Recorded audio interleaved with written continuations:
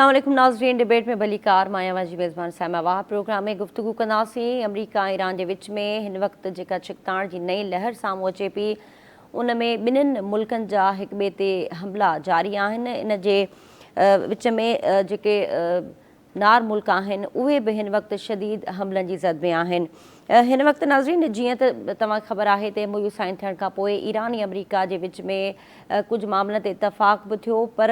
जीअं ई ईरानी supreme leader शहदायतुल्लाह खामनई जूं जेके आख़िरी रस्मूं हुयूं उन जे मुकमल थियण शर्त ई हमलनि जो जेको सिलसिलो आहे उहो ॿीहर शुरू थी चुको आहे ऐं इन सॼे मंज़रनामे जे अंदरि आबने हुरमुज़ हिन वक़्तु तमामु अहमियत अख़्तियार करे चुकी आहे। हिन वक़्तु आबने हुरमुज़ बंदि आहे ऐं जेके सामूंडी जहाज़ आहिनि उन जी अचु वञु बि सख़्तु मुतासिर आहे। इन ॾिस में आलमी मंडी जे अंदरि तेल जूं क़ीमतूं बि मुस्तक़िल वधी रहियूं आहिनि। इन खां अलावा नाज़रीन ईरानी उहिदेदार इंटरव्यू में ॿुधायो आहे त जेके ॻाल्हियूं कंदड़ सालिस मुल्क आहिनि उन्हनि ईरान ऐं अमरीका जी छिकताण में घटिताई जे लाइ हिकिड़ी तजवीज़ ॾिनी आहे, जंहिंमें ॿिन्हिनि मुल्कनि खे 10 ॾींहंनि जी जंगबंदी जे हवाले सां हिन वक़्तु कोशिशूं हलंदड़ आहिनि त ॿई मुल्क हिकु भेरो ॿीहर 10 ॾींहंनि जी जंगबंदी ते अचनि त जीअं ॻाल्हियुनि जे सिलसिले खे ॿीहर शुरू करे सघिजे। इन खां अलावा नाज़रीन यमन जे हौसिन पारां सऊदी अरब जी सामूंडी नाकाबंदी जो बि ऐलान कयो वियो आहे। इन समूरी पेशरफ़ ते ॻाल्हाईंदासीं। प्रोग्राम जे ॿिए हिसे में आज़ाद कश्मीर जे अंदरि जेके चूंडूं थियण वञनि पियूं उन खां पोइ जेको हिन वक़्तु सियासी मंज़रनामो उते जुड़ी रहियो आहे उन हवाले सां गुफ़्तगू कंदासीं। सभ खां पहिरीं ईरान अमरीका ते गुफ़्तगू लाइ असां सां हिन वक़्तु वीडियो लिंक ते मौजूदु आहिनि सीनियर तर्जुमे निगार आहिनि माजिद मक़सूद साहब। स्टूडियो में मूंखे जॉइन कयो आहे फारूक मोरई साहब ऐं शकील नाइश बि असां सां गॾु हूंदा। तव्हां टिनिनि महिमाननि खे भली कार। सभ खां पहिरीं माजिद साहब तव्हां सां शुरूआति करणु चाहियूं पिया गुफ़्तगू जो। तव्हां ॿुधाइजो त हिन वक़्तु ईरान ऐं अमरीका जे विच में जीअं असां ॾिठो त हिकिड़ी हमलनि जी नई लहर शुरू थी वई आहे ऐं इन सॼे मंज़रनामे जे अंदरि मिडिल ईस्ट तमामु घणो मुतासिर थी रहियो आहे।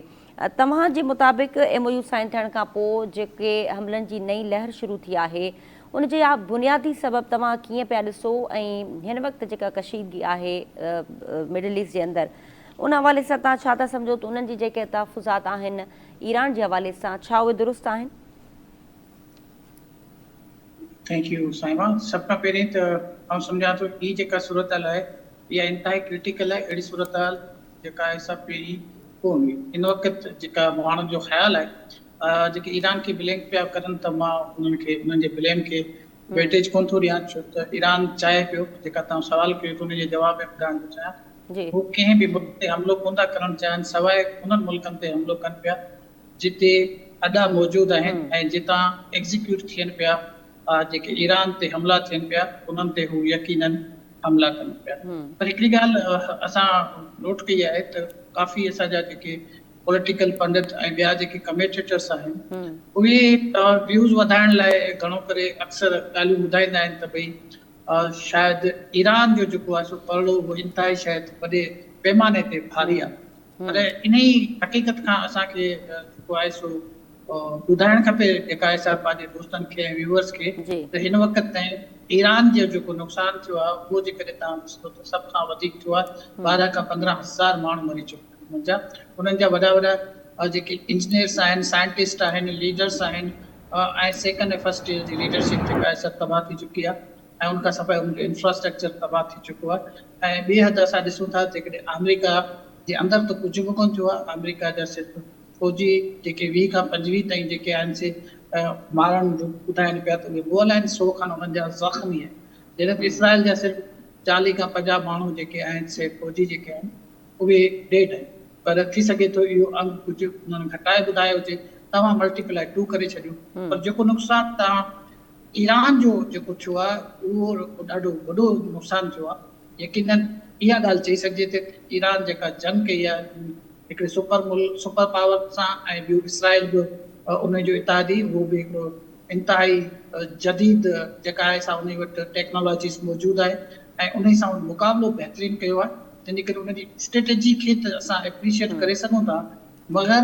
इहो चवणु त जेको आहे सो ईरान जेको आहे सो उनजो पलड़ो इंतिहाई भारी आहे ऐं शायदि ईरान जी जंग जल्दी खटे वञे। अहिड़ी सबबु अहिड़े क़िस्म जूं सिग्नल्स हाणे असांखे कोन था मिलनि। हींअर अमेरिका जो पलड़ो काफ़ी भारी थो लॻे। अमेरिका हींअर जेके लास्ट 3 ॾींहंनि में हमला कया आहिनि उन में ईरान खे तमामु वॾो नुक़सानु पियो। सो यकीनन ईरान उन जा जेके आहिनि से बदिला ज़रूरु वरिता आहिनि जेके कुवैत में जेके कल्ह बि जेके आहिनि से 2 फ़ौजी मुआन अॼु हिकिड़े फ़ौजी मुआन जो जेका आहे सा इतला मौजूदु आहे ऐं उनखां सवाइ अबूधाबी में बि वॾा हमला कया अथसि ऐं ईरान इन हवाले सां कामयाबु वियो आहे त रीजन में जेके अमेरिकन जेके अॾा हुआ उन्हनि खे हुन काफ़ी हद तक जेको आहे सो डैमेज करे चुका आहिनि ऐं मिडल ईस्ट में इहा शइ जेका आहे सा रीथिंकिंग थिए पई त जेको आहे सो अमेरिका असांजो जेको आहे सो उहो दिफ़ा करण में बिल्कुलु नाकाम वियो आहे तंहिंजे करे मुंहिंजो ख़्यालु आहे त हिन वक़्तु जेका सूरत हाल आहे उहा जेका 28 फरवरी खां पोइ हिन वक़्तु इंतिहाई कशीदा वारी सूरत हाल आहे ऐं हज़ारनि में जेके आहिनि से ॾींहंनि में हमला थियनि पिया जंहिंमें अमेरिका अटैक करे पियो ऐं इसराइल ख़ामोश आहे ऐं उहो स्ट्रेटेजी ठाहे ऐं तव्हां ॾिठो त जेका तव्हां ॻाल्हि कई त जेका टॉक्स जे हवाले सां उन में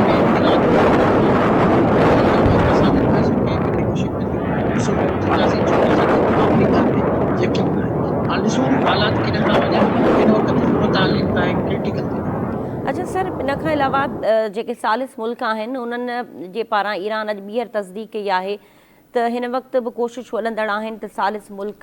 चाहिनि था त 10 ॾींहंनि जी जंगबंदी ते ॿई मुल्क अचनि ऐं हिकु भेरो ॿीहर जेके टेक्निकल ग्रुप्स आहिनि उहे ॻाल्हियुनि जे सिलसिले खे अॻिते वधाइनि। तव्हां सम्झो था त सालिस मुल्कनि जूं कोशिशूं कामयाबु वेंदियूं तोड़े जो हिन वक़्तु तमामु घणी जेका छिकताण आहे ॿई मुल्क जेके आहिनि ईरान ऐं अमरीका चाहिनि था त वधि खां वधि हिक ॿिए खे पावर शो कनि ऐं हिकिड़े ॿिए पासे वरी ही सालिस मुल्कनि जूं कोशिशूं त तव्हां हिन वक़्तु छा था सम्झो त सालिस मुल्कनि जूं कोशिशूं कामयाबु थींदियूं? ॾिसो हू पहिरीं बि जेको आहे सो नो कॉन्फिडेंस करे चुका आहिनि चई चुका आहिनि त जेके सालसी आहिनि उहे सिर्फ़ु अमेरिका जा जेके आहिनि उहे इलाही आहिनि ऐं असांखे सपोर्ट कोन पिया कनि ऐं हिन वक़्तु इन्हनि हिकु सम्झी स्टेटमेंट ॾिनी आहे पर यकीननि उन्हनि चयो आहे त असां वटि जेके मीडिएटर्स आहिनि उन्हनि जा मैसेज कन्वे थिया आहिनि 10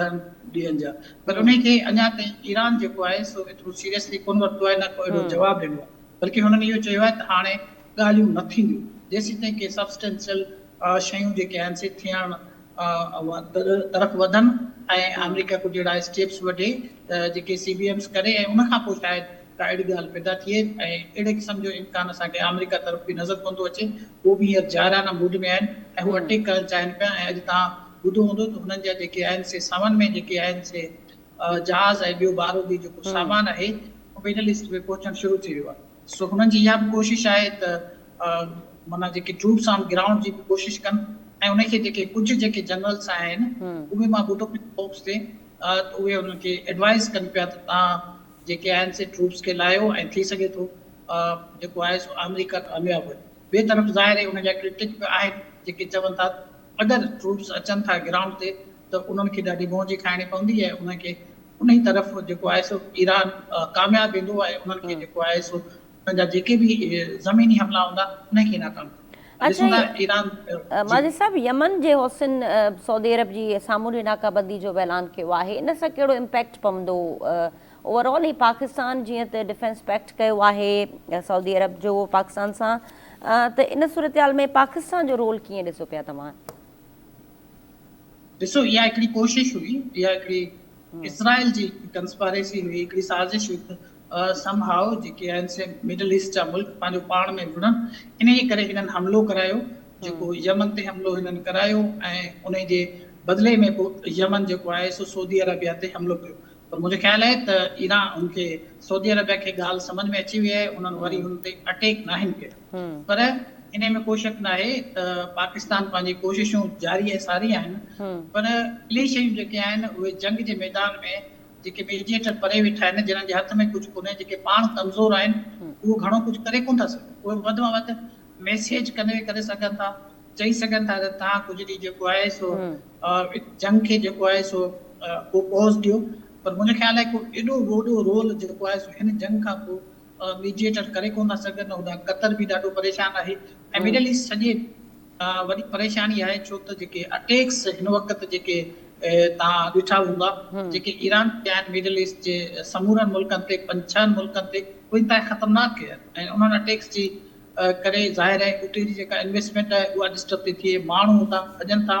ऐं उन भॼण जे करे उन्हनि जी जेके मुल्कनि जी इकानमी ते तमामु वॾो फ़र्क़ु थो पए ऐं हिन वक़्तु त हुननि जेके आहिनि से वाटर जेके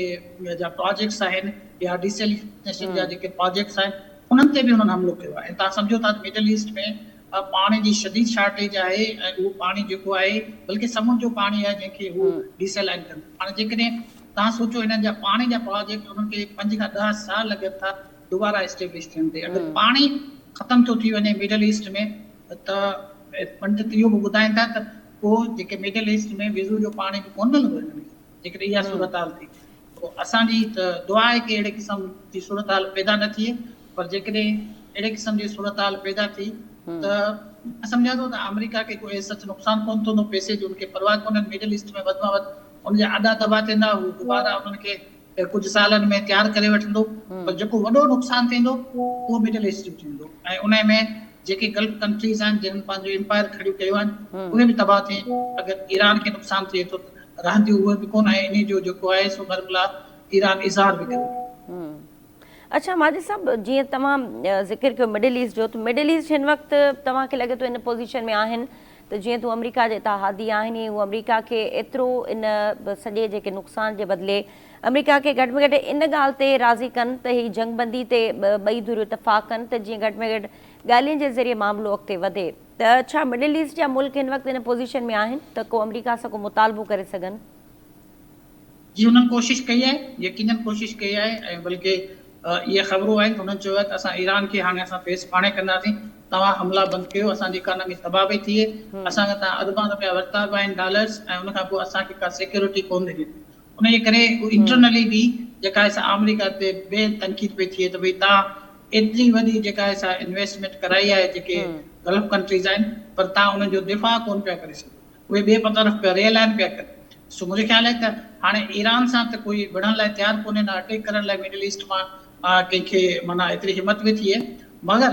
इन में को बि शक कोन्हे त इहे साध मुल्क हींअर वक़्तु ॾिनल आहिनि ऐं उन्हनि खे ख़बर आहे ऐं जेके टारगेट हिन वक़्तु ईरान ॾिना आहिनि उहे सऊदी अरब जे अंदरि आहिनि। माना जेकॾहिं उते तव्हां ट्रम्प टावर खे किरायो त उहे सऊदी अरब जे सिविलियन इलाइक़नि में आहिनि ऐं अहिड़ा ॿिया जाम जेका होटल्स आहिनि ऐं जेका हुननि जी इन्वेस्टमेंट थियल आहे, छो त उन्हनि जा जेके बि फौजी आहिनि ऐं उहे ट्रूप्स सभ जा सभु जेके आहिनि से साइट्स छॾे हुननि जा उहे होटलनि में वञी रहिया आहिनि। हाणे जेकॾहिं होटलनि में बुर्ज ख़लीफ़ा में ऐं अहिड़नि वॾनि वॾनि होटलनि ते जेकॾहिं के हमला थियनि था ऐं उहा टेक्नोलॉजी ईरान वटि मौजूदु आहे जेका हू उन्हनि खे आइडेंटिफाई करे थी, जेका ईरानी टेक्नोलॉजी उन्हनि GPS न आहे पर उन्हनि वटि जेका टेक्नोलॉजी आहे उनजो अल्टरनेट माण्हुनि खे आइडेंटिफाई करे थी त उहे किथे आहिनि ऐं उनखां बाक़ाइदे उन्हनि माण्हुनि खे लोकेट कयो आहे थ्रू मोबाइल। सो उन्हनि वटि डेटा मौजूदु आहे ऐं जेकॾहिं अहिड़े क़िस्म जा शहरनि में हमला थियनि था, ख़बर न आहे गल्फ कंट्रीज़ जो कहिड़े क़िस्म जो रिएक्शन ईंदो, पर इहे इम्कान ज़रूरु मौजूदु आहिनि त ईरान जेको आहे सो अहिड़ा हमला कंदो। जॾहिं उन ते तमामु वॾा हमला शुरू थी विया त ईरान घटि न कंदो। फारूक साहब, तव्हां कीअं पिया ॾिसो सूरत हाल? माजिद साहब जी गुफ़्तगू तव्हां ॿुधी, अमेरिका ईरान जे विच में हिकु भेरो ॿीहर छिकताण तमामु तेज़ थी वई आहे ऐं अमरीकी सदर बि फ़ौजियुनि जे मारिजण ते काफ़ी नाराज़ आहे ऐं ॿीहर हमले जी धमकी बि ॾेई रहियो आहे। त तव्हां कीअं था ॾिसो सूरत हाल? छा जंगबंदी ते धुरियूं इतफ़ाक़ कंदियूं या ही हमलनि जो सिलसिलो ईअं ई हलंदो रहंदो? ॾिसो तव्हां, हींअर तमामु क्रिटिकल पोज़ीशन आहे। नार मुल्क जेके आहिनि इंतिहाई परेशानी जे आलम में आहिनि, छो जो उन्हनि जो बिल्कुलु जीअं साईं ॿुधायो जेको आहे सो उनजो जेको आहे बिल्कुलु जेका इकनॉमी तबाह थी वई आहे ऐं ॿी ॻाल्हि त जेको आहे सो ज़ाहिर तेल जी जेका तरसील आहे उहा तमामु जेको आहे सो बंदि आहे ऐं जेको इन सिलसिले में जेको अब्बास अराग़ची आहे जेको वज़ीर ख़ारजा आहे ईरान जो, उहो चए थो त भई असांखे जॾहिं 12 रोज़ा जेका जंग हुई उन में असांखे जेको आहे सो पंहिंजो मुज़ाकरात जे दौरान जेको आहे असांखे तमामु वॾियूं लालचूं ॾिनियूं वयूं त जीअं असां रचाव थियल यूरेनियम जेको आहे सो असांखां हुननि ख़रीद करणु पिए चाहियो, हुननि असांखे पैसनि जी ऑफर कई ऐं ॿियूं लालचूं ॾिनियूं। लेकिन हिन इहो बि चयो त भई जेको आहे हाणे जेका सूरत हाल आहे उहा इहा आहे त भई जेको आहे सो हीअ जेका जंग आहे उहा तॾहिं ख़तमु थींदी जॾहिं ईरान इहा जंग खटींदो या मुज़ाकरात जी टेबल ते जेकॾहिं का ॻाल्हि ठही वञे त इहा जंग ख़तमु थी सघे। बाक़ी इन जंग जे ख़तमु थियण जो को बि जेको आहे न जेको इम्कान फ़िलहालु कोन्हे को। ऐं हुन चयो त भई जेको आहे सो असांजा कुझु नुक़सानात जेका थिया आहिनि, लेकिन हिन जंग में जेको आहे सो ईरान जेको आहे सो बैन अल-अक़वामी ताक़त जे तौरु जेको आहे साम्हूं आयो आहे। ऐं हुन इहो बि चयो त भई जंग जे दौरान ईरान पंहिंजे निज़ाम खे जेको आहे मज़बूत करण जो हिकिड़ो मुज़ाहिरो बि पेश कयो आहे। ॿिए पासे जेको आहे सो जेको ईरानी वज़ारत ख़ारजा जो जेको तर्जुमान आहे इस्माइल बकाई, उहो वरी जेको अचे थो त भई जेको आहे सो जेके असां जेके तजवीज़ूं ॾिनियूं उबूरी मुआदे में ईरानी जे कशीदगी जेका कमु करण जे लाइ उन में का उभाम कोन हो, लेकिन अमेरिका उनखे मुंहिंजी असांजी ॻाल्हि न ॿुधी ऐं असां उनखे जेको आहे हुन जेको आहे असां ते हमिलो कयो, जंहिंजे जवाब में असांखे जेको आहे हमिलो करिणो पियो। ऐं हुन इहो बि चयो त भई जेको आबनाए हुरमुज़ खे जेको आहे सो बहानो बनाए जेको असांजे मथां छो हमिलो कयो अथऊं, जॾहिं असां पहिरीं खां चई चुका आहियूं त भई आबनाए हुरमुज़ जो जेको इंतिज़ाम आहे असां ओमान ऐं जेके खिते जा मुल्क आहिनि उन सां मिली करे असां हिकिड़ो को मैकेनिज़म ठाहींदासीं ऐं उन तरीक़े सां हलाईंदासीं। ऐं हुन इहो बि चयो त भई जेको आहे सो हींअर एतिरी जेका जंग जे बावजूदि बि जेको आहे सो सालसिन जे ज़रिए असांजो सफ़ारती राब्तो मौजूदु आहे इन सां अमरीका सां, ऐं इहो असांजो तरीक़ेकार इहो ई आहे त जेको आहे सो जेकॾहिं जंग कंदा त जंग कंदासीं, जेकॾहिं सफ़ारती हल्को आहे त असां उन में बि जेको आहे सो शामिलु थींदासीं। हिन इहो चयो त भई जंग असांजे मथां मिड़ी वई आहे ऐं असांजो को बि जेको आहे सो अहिड़ो इरादो कोन्हे को। ऐं हिन इहो बि चयो त भई जेको आहे सो आबनाए हुरमुज़ खे जेको आहे सो बहानो बनाए असांजे जेको आहे सलामतीअ हिन ते जेको हमला कया पिया वञनि इहे जाइज़ कोन्हनि के। ऐं हिकिड़ी ॿी तव्हांखे हिकिड़ी ॻाल्हि ॿुधायां, जेका 10 रोज़ा जेका जंग जे बारे में जेको हींअर ॻाल्हि निकिती त भई जेको 10 रोज़ा जंग जेका आहे उहा जंग बंदी कई वञे त ईरान जी हिकु अहम शख़्सियत इन जे जवाब में जेको बयानु ॾिनो आहे उहो इहो ॾिनो अथई जीअं असां एतिरा बेवकूफ़ कोन्हियूं के, अमेरिका असांखे बेवकूफ़ सम्झे थो, अहिड़ी ॻाल्हि कान्हे का। जंग बंदीअ जो हिकिड़ो बहानो आहे, इन जंग बंदीअ दौरान अमेरिका वरी पंहिंजो हथियार ऐं जेको बारूद आहे उहो जमा करे थो पंहिंजे अॾनि ते ऐं उन ते पंहिंजी जेका तादादम फ़ौजी घुराए थो ऐं उन जेको इहा जंग बंदी अमेरिका जी जेका आहे इहा हिकिड़ी चाल आहे। ऐं असां महसूसु कयो आहे त भई जेको आहे सो अमेरिका ते हीअ त पहिरीं ॻाल्हियूं कंदा पिया अचनि त असांखे अमेरिका जी कंहिं ॻाल्हि ते एतबार कोन्हे को। उन खां अलावा जेको आहे सो ॿिए पासे जेको आहे इहो जेको आहे जेके तव्हां हींअर ॻाल्हि कई त जेको हौसियुनि वारी हौसी जेके आहिनि उहे उन्हनि जो इहो चवणु हो त यमन जेको जनूबी यमन जो जेको वॾो जेको शहर आहे उते एयरपोर्ट आहे सना, उते जेको आहे सो इन हमिलो कयो आहे सऊदी अरब ऐं उन जे जवाब में हुननि उन ते मीज़ाइल हलाया ऐं हुननि जेको आहे जेको उनजी जेका तंज़ीम आहे अंसारुल्लाह उन जो जेको तर्जुमान आहे उन इहो चयो त भई जेको आहे सो असां जेको आहे सो अखि जे बदिले अखि ऐं असां जेको आहे इन जे ॻाल्हि जो बदिलो वठंदासीं। ऐं सऊदी अरब जी जेका हिते ट्रैफ़िक आहे जेका बाबुल मंद खां जेके गुज़रे थो जेको हुनजी जेको बहरी जहाज़ असां उन्हनि जो रस्तो रोकींदासीं ऐं उनखे सऊदी अरब खे हितां जा जहाज़ आहिनि या उतां जेको जहाज़ ईंदो या वेंदो उनखे असां वञणु न ॾींदासीं। त हींअर जेको आहे सो मामिलो तमामु घणो गरम आहे ऐं विच में जेको आहे सिफ़ारतकारी साल सभु कनि पिया था, लेकिन हींअर ईरान जेको आहे सो कंहिं ते बि एतबार कोन थो करे ऐं हुनजो इहो ई चवणु आहे त भई जेको आहे जेको अमेरिका आहे उहा असांजी जेको आहे जेके 14 नकाती जेको मुफ़ाहिमती यादाश्त इस्लामाबाद आहे उन ते जेको आहे सो अमल करे ऐं जेकॾहिं उनखे मुज़ाकरात करणा आहिनि ऐं जेको कुझु आहिनि उन ते अमल करे असां खां जेके वाइदा कया विया जेको आहे असांखे जेको पैसा रुकियल आहिनि उहे असांखे जेका असांजा पैसा आहिनि जेको आहे मुंझ थियल आहे असां उहे जेको आहे असांखे जेकॾहिं शुरूआती तौर पर अमेरिका असांजे हवाले करे हा त असां सम्झूं हा त शायदि अमेरिका इन मामले में सीरियस आहे। लेकिन अमेरिका सिर्फ़ु जेको आहे जंग बंदी इन करे कंदो आहे ताकी हू ताज़ादम फ़ौजी जेको आहे इलाइक़े में आणे ऐं जेको आहे बारूद ऐं असलो जेको आहे जमा करे अमेरिका खां जेको आहे नार मुल्कनि ताईं। शकील साहब तव्हां ॿुधी सघो पिया? जी शकील साहब तव्हां हिन ताज़नि हमलनि खे कीअं पिया ॾिसो ऐं सालिस मुल्कनि जूं जेके कोशिशूं आहिनि त ॿीहर अमेरिका ईरान जंग बंदी ते मोटी अचनि ऐं ॻाल्हियुनि खे अॻिते वधाइनि, तव्हां ॿिन्हिनि महिमाननि जी गुफ़्तगू ॿुधी तव्हां हिन में छा ऐड करणु चाहींदा? तव्हां छा था ॾिसो सूरत हाल अंडर कंट्रोल थींदी कुझु ॾींहंनि जे अंदरि या पोइ वेतरी हमला अॻिते वधंदा? ॾिसो हिकिड़ी शइ तव्हां ज़हन में रखो त यूरोप जा सभु मुल्क ट्रंप सां गॾु न बीठा। अरब मुल्कनि में जिते हिन जा फ़ौजी अॾा हुआ उहे सभु अॾा तबाह थिया, उहो पोइ सिधी रीत या अणसिधी रीत उहे बि ट्रंप खां परे थी विया। हाणे सवाल इहो पैदा थिए त इन हद ताईं जो अमेरिका जा 10 टॉप लेवल जा जनरल उहे या त इस्तीफ़ा ॾेई हलिया विया या उन्हनि खे हुन नौकिरी मां कढी छॾियो। उन बावजूद बि ट्रंप जेको आहे पाण चऊं था न त जेको गिरगिट जा रंग बदिलाए थो, हाणे तव्हां इहो ॾिसो त कॾहिं हू इतिहाद जी ॻाल्हि करे थो, कॾहिं हू लिखत में MOU ते सही करे थो, पाकिस्तान जे किरदार जी तारीफ़ करे थो, सऊदी अरब जे किरदार जी, कतर जे किरदार जी तारीफ़ करे थो, वरी कॾहिं हू इहो चवे थो त वरी उनखे जॾहिं दॿा अचे थो इसराइल जो या उन लॉबी जो वरी उनखां उहो फिरियो वञे थो। उन करे हाणे जेका हमला थिया आहिनि इन में हिकिड़ी शइ वाज़े थी वई आहे त ईरान हिन भेरे इहो तइ कयो आहे त भले भले तव्हां असांखे केॾो बि नुक़सानु पहुचायो, हाणे असां तव्हांजे इन्हनि दिलासनि इन में न ईंदासीं ऐं जेकॾहिं ही जंग रोके ऐं पंहिंजा फ़ौजी अॻिते वधाइनि पिया या फ़ौजी साज़ो सामान बारूद आणनि था त ईरान बि हुननि जे इन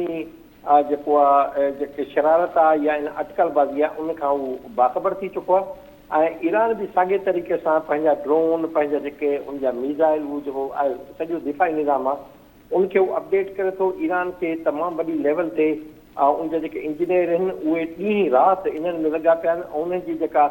अंडरग्राउंड जेका उनजी लेबोरेटरी आहे या जिते इहे मिज़ाइल ऐं ड्रोन ठाहिनि पिया उन्हनि घटि में घटि न बि तॾहिं बि 1 साल ताईं जंग करण जो सामान तयारु करे वरितो आहे। ॿिए तरफ़ हुननि खे ईरान जी बि सपोर्ट हासिलु आहे, ख़ासि करे जेका टेक्निकली सपोर्ट हासिलु हूंदी आहे, रेडार जी हूंदी आहे, का मालूमात बि सैटेलाइट मालूमात हुजे त उनखे चीन ऐं इन खां रूस खां मिली रही आहे। जॾहिं त उत्तर कोरिया मुसलसिल ईरान सां जेको आहे उहो राब्ते में आहे, न सिर्फ़ु बल्कि उनखे मदद जी आच बि करे रहियो आहे ऐं असांखे इहे इतला आहिनि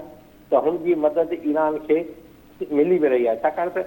जेको उत्तर कोरिया आहे उत्तर कोरिया ते बि जीअं ईरान ते पाबंदियूं आहिनि ईअं ई उत्तर कोरिया ते बि पाबंदियूं आहिनि। त उन करे इहे उत्तर कोरिया कॾहिं बि अमेरिका जे पाबंदियुनि या तड़ियनि धमकियुनि में न आयो आहे। उन करे हाणे ही जेकॾहिं वधीक गोड़ कंदा वधीक फसाद कंदा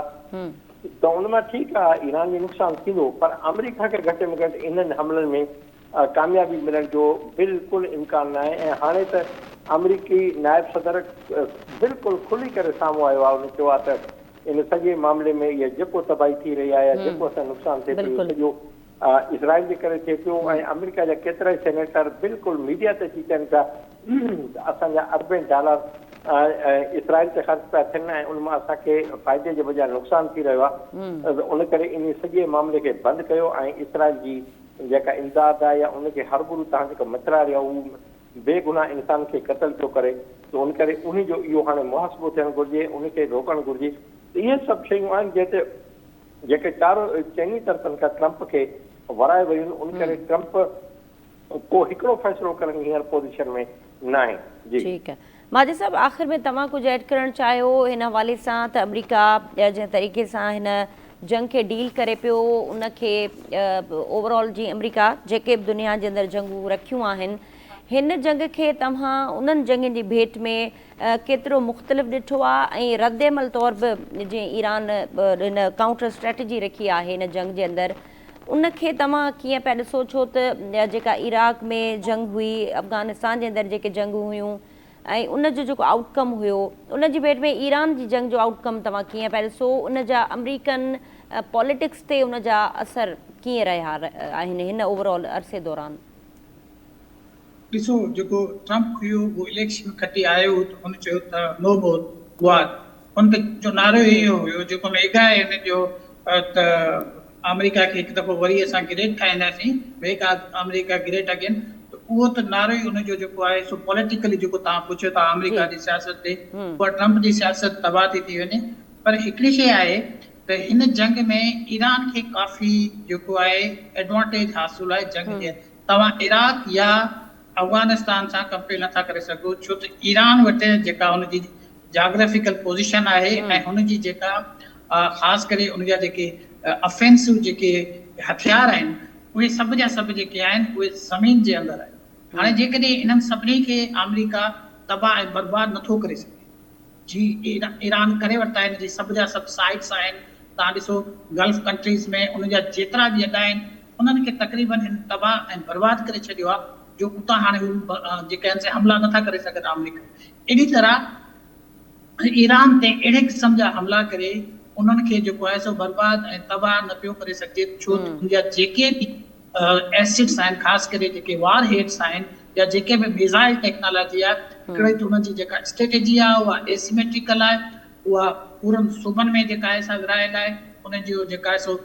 कमांड ऑफ चेन जेको आहे सो उहा हिकिड़ी कान्हे। ऐं ॿियो वरी उनजी जेका ईरान जी जेका जहिड़े क़िस्म जी तव्हांखे ॿुधायो जाग्राफी आहे ऐं जबल आहिनि, उन्हनि जे अंदरि जेके हिननि जूं एसिड्स आहिनि उन्हनि खे ही नुक़सान न पिया पहुचाए सघनि। इहो हिकिड़ो वॾो एडवांटेज आहे ईरान खे। मगर मां सम्झां थो त इन जो जेको आउटकम आहे, इहा जंग जेकॾहिं लंबी हले थी त मूंखे कोन थो लॻे त अमेरिका जहिड़े वॾे मुल्क सां जेकॾहिं कोई चाइना या रशिया उहे इंटरफेयर कनि था त ॿी ॻाल्हि आहे। अदरवाइज़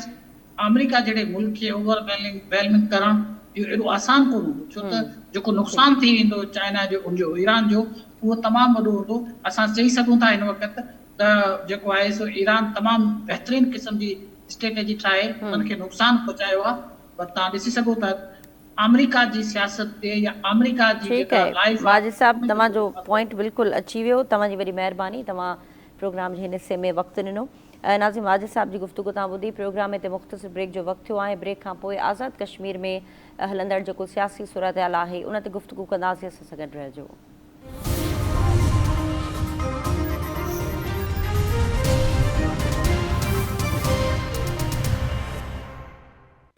नाज़िम, डिबेट में ॿीहर भली कार गुफ़्तगू कंदासीं आज़ादु कश्मीर जे हवाले सां, जिते 27 जुलाई ते चूंडूं थी रहियूं आहिनि। आज़ादु कश्मीर जी क़ानून साज़ असेंबली जी 33 मां 26 सीटुनि ते चूंडूं 27 जुलाई ते थींदियूं। इन सिलसिले में हिन वक़्तु पीपल्स पार्टी तोड़े ॿियूं जेके सियासी पार्टियूं आहिनि उन्हनि जी इलेक्शन कैंपेन हलंदड़ आहे। हिक ॿिए ते जेके तंज़ जा तीर बि वसाए पिया वञनि। इन सॼी सूरत हाल ते गुफ़्तगू कंदासीं। असांखे हिन वक़्तु जॉइन कयो आहे पीपल्स पार्टी जा सीनियर अॻवान आहिनि कमरुज़्ज़मा कारा साहब। कारा साहब सां गुफ़्तगू कंदासीं त आज़ादु कश्मीर में हिन वक़्तु सियासी सूरत हाल कीअं आहे, पीपल्स पार्टी हिन वक़्तु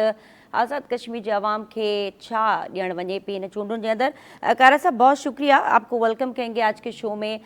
सबसे पहले मैं बताएगा कि आज़ाद कश्मीर में इस वक्त जो सियासी सूरत हाल है उस हवाले से हमें बताएगा पीपल्स पार्टी इस इलेक्शन के अंदर क्या मैनिफेस्टो लेके जा रही है आवाम के पास।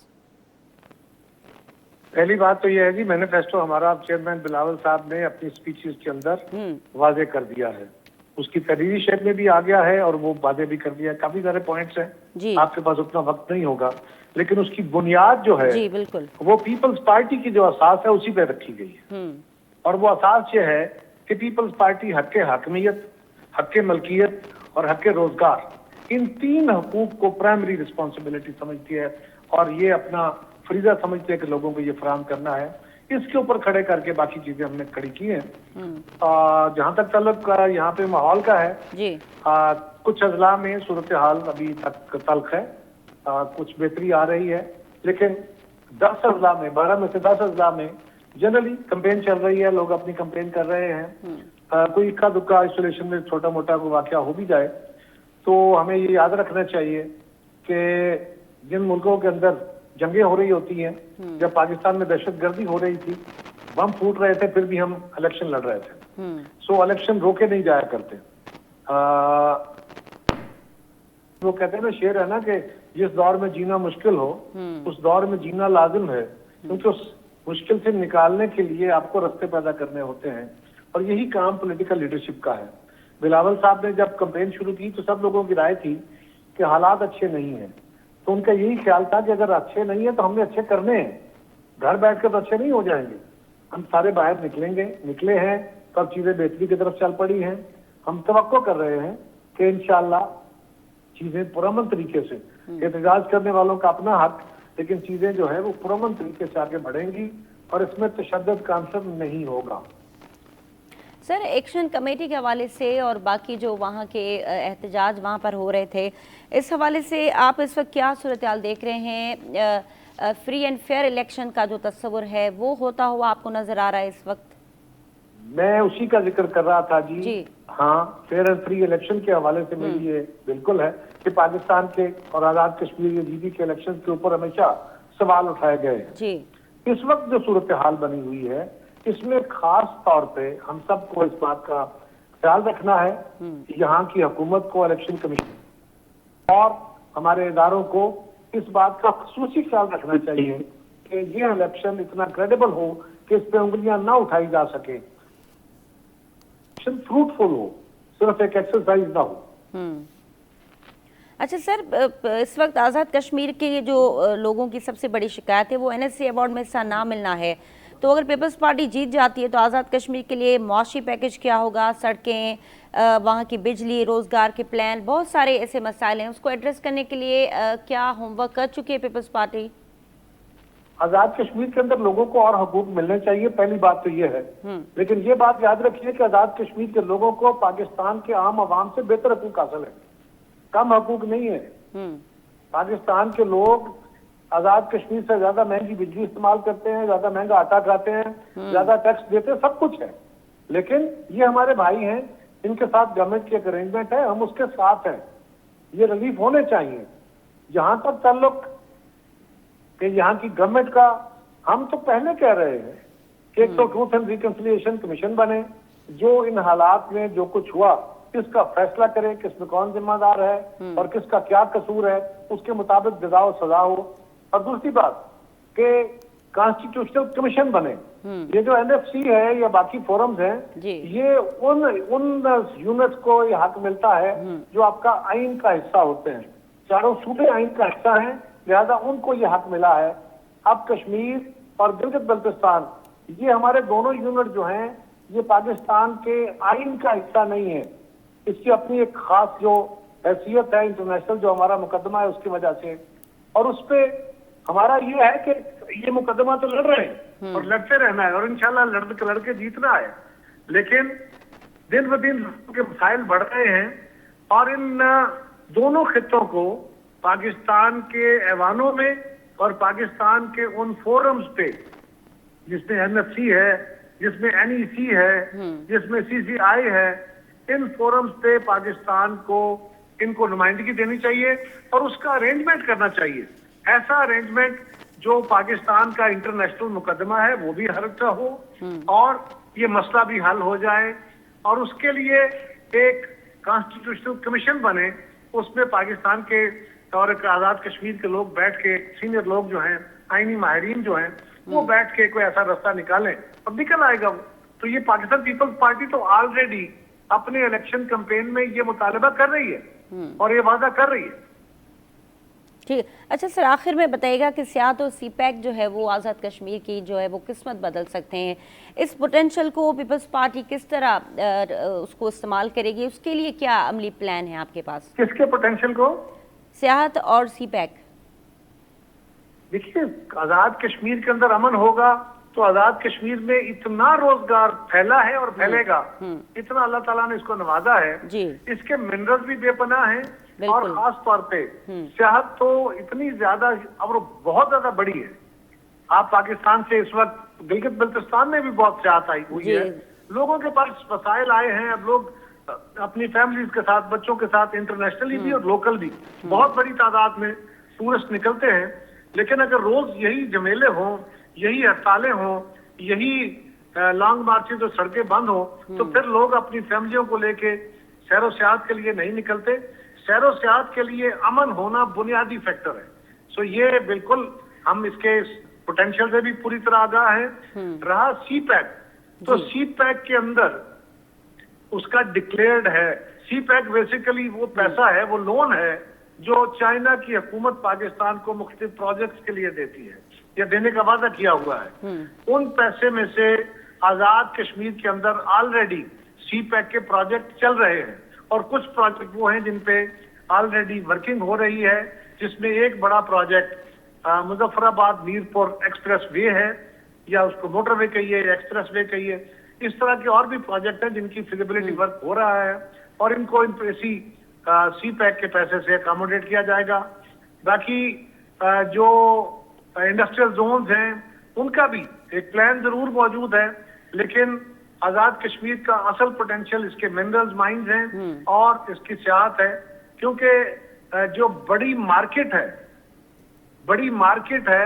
वो मार्केट पाकिस्तान या अब्रॉड है।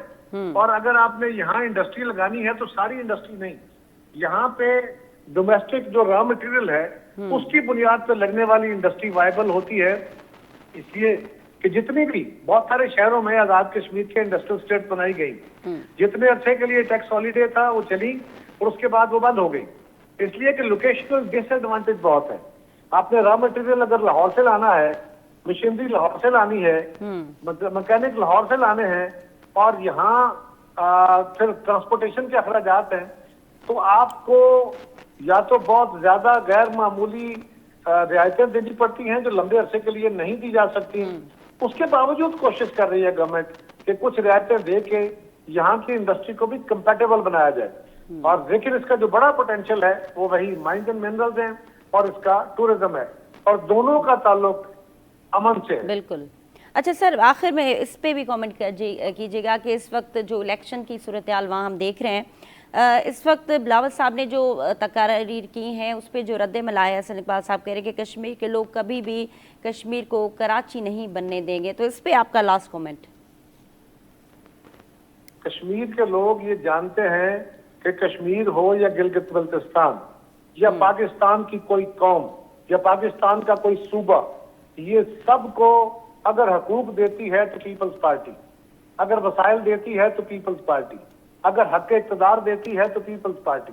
आपको इक़्तिदार में शामिल करती है तो पीपल्स पार्टी, आपको शनाख्तें देती है तो पीपल्स पार्टी, मजदूरों को उनके हक देती है तो पीपल्स पार्टी, तहफ़्फ़ुज़ देती है तो पीपल्स पार्टी, इस मुल्क के किसानों को उनकी फसलों की कीमत देती है तो पीपल्स पार्टी, इस मुल्क की औरतों को तहफ़्फ़ुज़ फराहम करती है तो पीपल्स पार्टी। लिहाजा ये लोग इनकी पाकिस्तान के साथ और पीपल्स पार्टी के साथ मोहब्बत अनमेट है, वो किसी के तबसरे से कुछ नहीं होगा। ठीक है, कमर ज़मान साहब बहुत शुक्रिया, आपने धरती टीवी न्यूज़ को वक्त दिया। फारूक साहब, जिन वक्त गुफ्तगू तव्हां ॿुधी रहिया हुआ, तोड़े जो पीपल्स पार्टी नून लीग कोलिशन गवर्नमेंट आहे, पर उन जे बावजूदि तव्हां ॾिसो पिया त आज़ाद कश्मीर में जेके तकरीरूं थी रहियूं आहिनि नून लीग वारनि पारां ऐं पीपल्स पार्टी पारां, उहो असां उअं ई ॾिसूं पिया जीअं गिलगित में असां आम चूंडनि जे वक़्तु ॾिठो, ऐं हिन वक़्तु बि साॻी सूरत हाल आहे। पर तव्हां छा था सम्झो त हिन वक़्तु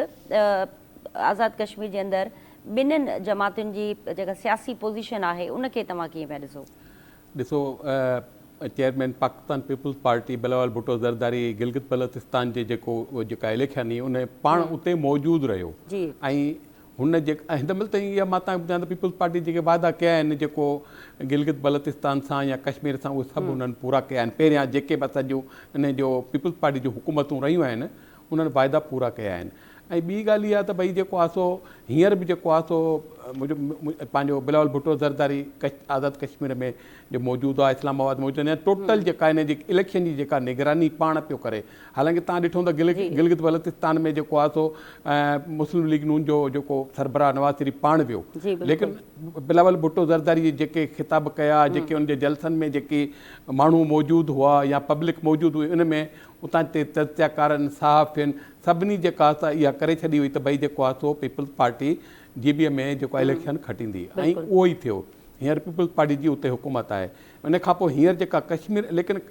गिलगित बल्तिस्तान जे बरक़स जेको हुन जेके हालात आहिनि कश्मीर जा थोरा मुख़्तलिफ़ आहिनि, लेकिन उनजे बावजूदि बि जेको आहे बिलावल भुट्टो ज़रदारी पाण उते मौजूदु आहे, ऐं हुन जेको आहे बिल्कुलु जेको आहे सो हिकु जलसे दौरान बाक़ाइदा जेको आहे न ऐलान कयो त भई जेको आहे सो हींअर जेको आहे सो असां हिते जेको आहे सो कश्मीर में जेको आहे आज़ाद कश्मीर में जेको आहे शिकस्त जेका तारीख़ी शिकस्त मुस्लिम लीग नून खे, उहो तमामु घणो इन ॻाल्हि ते कावड़ियल हो जेको वज़ीर दिफ़ा ख़्वाजा आसिफ़ जेको कश्मीरनि जे लाइ जेको बयानु ॾिनो उन ते तमामु घणो नाराज़ हो, ऐं हुन इहो बि चयो त भई जेकॾहिं तव्हां अहिड़े मिनिस्टर खे जेकॾहिं काबीना में रखियो आहे मुस्लिम लीग नून, त इहा असां सम्झूं था त इहा वफ़ाक़ी हुकूमत जो जेको आहे इहो बयानियो आहे, ऐं इहो उन जो न आहे त भई जेको आहे सो या त उनखे कढी ॿाहिरि कयो, ऐं जेको अहिड़े जेको आहे आज़ाद कश्मीर जे कश्मीरियुनि खे जेको दहशतगर्द वग़ैरह करार ॾिए थो, ऐं इहो न हलंदो। मतिलबु हुन जेको आहे हाणे उन जे जवाब में जेको आहे सो मुस्लिम लीग नून जा जेके मिनिस्टर आहिनि, ऐं जेको मुशीर आहे सियासी मुशीर आहे वज़ीर अज़म जो राना सनाउल्लाह,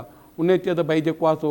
बिलावल भुट्टो ज़रदारी खे जेको आहे नफ़रत अंगेज़ ॻाल्हि न करणु खपंदी हुई, हू क़ौमी लीडर आहे ऐं क़ौमी लीडर वारी ॻाल्हि करे हा। ऐं उन खां अलावा एहसन इक़बाल जेको आहे जेको वफ़ाक़ी वज़ीर आहे, उन चयो त भई जेको आहे सो कश्मीर वारनि खे जेको आहे कराची जहिड़ो जेको आहे सो न खपे, जेको आहे कश्मीर उन्हनि खे लाहौर जहिड़ो जेको आहे कश्मीर खपे, ऐं उन जेको आहे हींअर हिक ॿिए ते जेको आहे न हमला जारी आहिनि। त भई ॻाल्हि इहा आहे त भई जेका तव्हांखे हुनखे कश्मीर जेको आहे सो तव्हांखे लाहौर जहिड़ो खपे, त पोइ भला कश्मीर वारा गिलगित वारा उहे सभु कराची में छो था अचनि, कराची में छो था कमाइनि या सिंध में छो था कमाइनि? हिते त सभु बिल्कुलु जेको आहे खुलियल आहे, हिते कंहिंखे रोक टोक कोन्हे। हितां को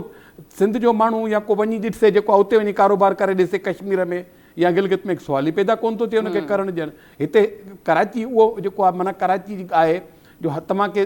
पाकिस्तान जो जे हर शहर जो माण्हू हिते मिलंदो ऐं सभु जेको आहे रोज़गार जे लाइ नौकिरीअ जे लाइ हर मतिलबु जेको आहे हिते कराची था अचनि भला उहे लाहौर छो था वञनि कराची छो था अचनि भई जेकॾहिं इहा ॻाल्हि आहे त भई तव्हां इन में तव्हां अंदाज़ो लॻाए सघो था त भई जेको आहे सो हुन तमामु जेको आहे मुस्लिम लीग नून जा जेके मिनिस्टर आहिनि उहे तमामु घणा जेका चिड़ियल आहिनि हुन चयो त भई जेको आहे सो असां जेको आहे सो कंहिंखे सभिनी खे ख़बर आहे त करप्शन जो बाज़ार कहिड़ी हुकूमत में गरम हूंदो आहे ऐं मुस्लिम लीग नून जेका आहे उहा पाकिस्तान जी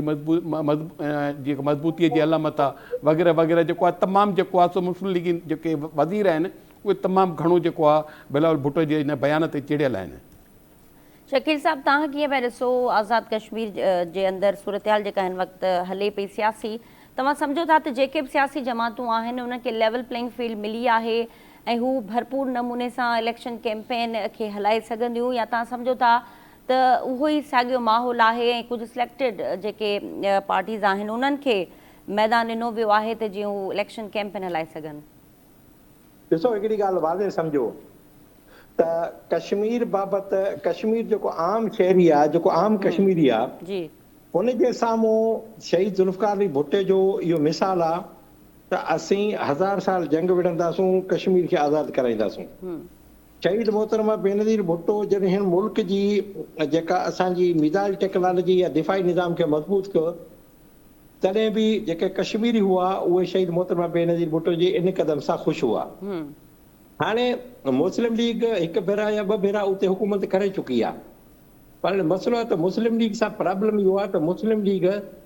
का हिकु तरफ़ बीहण वारी न आहे ऐं तव्हां ॾिठो त गिलगित बल्तिस्तान जी अवाम बि हिन ॾाढी कोशिशि कई त उनखे हिन मछराइनि कंहिं न कंहिं नमूने उन्हनि खे चिड़ाइनि त जीअं उहे पीपल्स पार्टी जा मुखालिफ़ थियनि पर ईअं न थी सघियो। नतीजो इहो थियो त जेको आहे उते तव्हीं ॾिठो सॼी दुनिया ॾिठो त पीपल्स पार्टी उते खटे वई ऐं इहो ई सबबु आहे त पीपल्स पार्टी जॾहिं बि कश्मीर ते या कंहिं ते बि आवाज़ु उथारे थी त उहो हिते न पर इंटरनेशनल उथारे थी चाहे शहीद ज़ुल्फ़िकार भुट्टो जे शहीद मोहतरमा बेनज़ीर भुट्टो जे सदर आसिफ अली ज़रदारी हुजे बिलावल भुट्टो ज़रदारी हुजे